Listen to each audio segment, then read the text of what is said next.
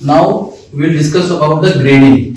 हमने टाइप्स और clinical types सब डिस्कस करा है, अब हम ग्रेडिंग डिस्कस करेंगे। तो according to American optometric association, they have divided hypermetropia into 3 grade. First is low grade hypermetropia, then moderate, and then high grade. So if it is less than or equal to +2 diopter, अगर hypermetropic जो correction है वो +2 diopter के बराबर या उससे कम है तो वो लो ग्रेड हाइपरमेट्रोपिया है। अगर 2 से 5 के बीच में है तो वो मॉडरेट है, और मोर देन 5 डायोप्टर है तो वो हाई ग्रेड हाइपरमेट्रोपिया माना जाता है। अब बात करते हैं इसकी कॉम्प्लिकेशंस की, क्योंकि डिजीज है, अगर किसी ने इसको करेक्ट नहीं करा या इसका ट्रीटमेंट नहीं लिया तब कुछ कॉम्प्लिकेशंस आ सकती हैं। तो पहली कॉम्प्लिकेशन है रिकरेंट स्टाई या फिर ब्लेफराइटिस या रिकरेंट चेलिजियंस। तो ये बताया जाता है कि जब भी किसी को रिफ्रैक्टिव एरर होती है और वो अनकरेक्टेड रहती है तो वो बार बार अनहाइजीनिक हैंड से अपनी आईज को बार बार टच करता है, जिसकी वजह से रिपीटेड इन्फेक्शन होते हैं और जिसकी वजह से ये कॉम्प्लिकेशन रिकरेंट स्टाई, रिकरेंट चेलिजियन और रिकरेंट ब्लेफराइटिस देखने को मिलते हैं।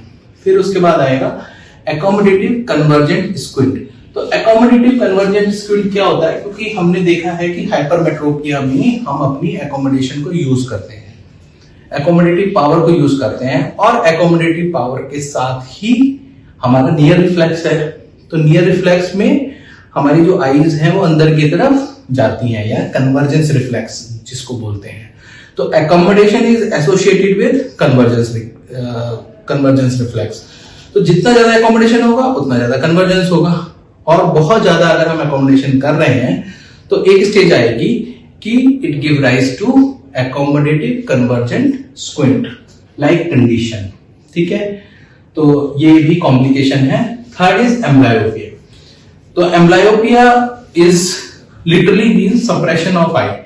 एम्ब्लायोपिया में आई सप्रेस हो जाती है, मतलब नॉर्मल है, स्ट्रक्चर नॉर्मल है, सब कुछ नॉर्मल है, but still that particular eye can not see. It may be unilateral, it may be bilateral. अगर एक आंख में है तो यूनिलेटरल है, और दोनों आंखों में अगर एम्ब्लायोपिया हो गया तो वो बाइलेटरल है। तो एम्ब्लायोपिया जैसे कि एनाइसोमेट्रोपिक एम्ब्लायोपिया हम ऑलरेडी डिस्कस कर चुके हैं कि 3 to 4 डायोप्टर से ज्यादा का अगर डिफरेंस हो दोनों आईज में तो वो जो जिसमें रिफ्रैक्टिव एरर है वो आई एनाइसोमेट्रोपिक हो जाती है, और ये डेवलप करता है एनाइसोमेट्रोपिक एम्ब्लायोपिया में। उसके बाद हमने कन्वर्जेंट स्क्विंट की बात कर ली। तो कन्वर्जेंट स्क्विंट डेवलप होगा तो एक आई आउट ऑफ फोकस हो जाएगी, वो भी एम्ब्लायोपिया बनाएगी। और तीसरा है अगर दोनों ही आई में हाइपरमेट्रोपिक एरर है जो कि अनकरेक्टेड रही है, जिसको बचपन में ठीक होना चाहिए था और उसका ग्लासेस नहीं लगाए हैं पेशेंट ने, तो वो भी जो है एम्ब्लायोपिया में या बाइलेटरल एम्ब्लायोपिया में कन्वर्ट हो जाता है। इसके बाद क्योंकि आई हमारी छोटी है, एसी छोटा है, कॉर्निया छोटी है, एंटीरियर चैम्बर छोटा है, और धीरे धीरे हमारा जो लेंस है वो धीरे धीरे उसका साइज बड़ा होता रहता है। एसी छोटा है और लेंस का साइज धीरे धीरे बड़ा हो रहा है, तो उससे क्या होता है कि हमारा जो एंटीरियर चैम्बर शैलो ऑलरेडी है, और जैसे जैसे लेंस बड़ा होगा वो और शैलोनेस बढ़ती रहेगी, और ये एक प्रीडिस्पोजिंग फैक्टर बनता है to develop primary normal angle glaucoma या PNAG। ठीक है, तो ये कॉम्प्लिकेशंस हैं इस डिजीज की। अब we switch over to treatment part of this disease. तो ट्रीटमेंट में एक तो ऑप्टिकल ट्रीटमेंट है। ऑप्टिकल ट्रीटमेंट में कॉन्वेक्स ग्लासेस हैं या फिर कॉन्टैक्ट लेंस है। तो कॉन्वेक्स ग्लासेस अगर यंग पेशेंट है, हाइपरमेट्रोपिक है, तो अंडर कंप्लीट साइक्लोप्लेजिया, यानी कि उसको एट्रोपिन डालकर उसको रेटिनोस्कोपी करके और फुल करेक्शन दी जाती है, तो उसको बोलते हैं कंप्लीट साइक्लोप्लेजिक करेक्शन।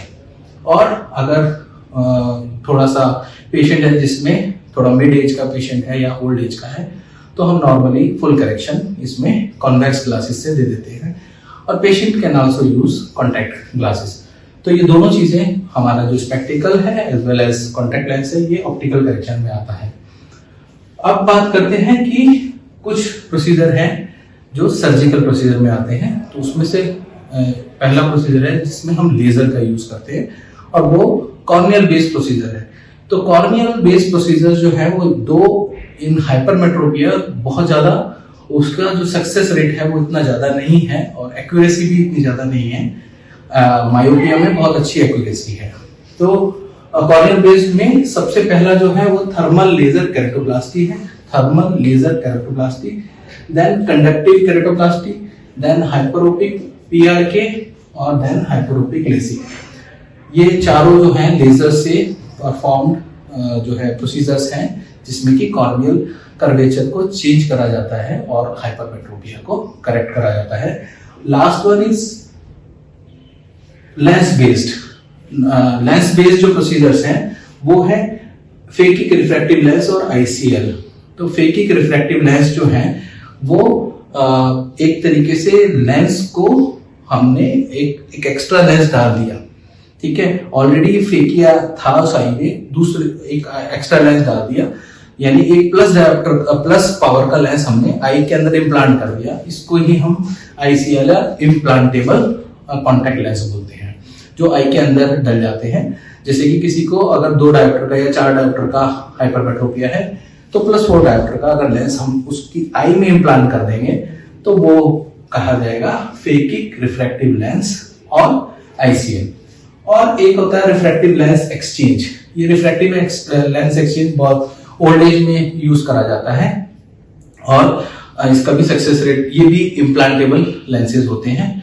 तो ये 3 तरीके से हम हाइपरमेट्रोपिया को करेक्ट कर सकते हैं, या तो ऑप्टिकल ट्रीटमेंट या लेजर बेस्ड या फिर lens based procedures. Thank you. आज की क्लास में इतना ही।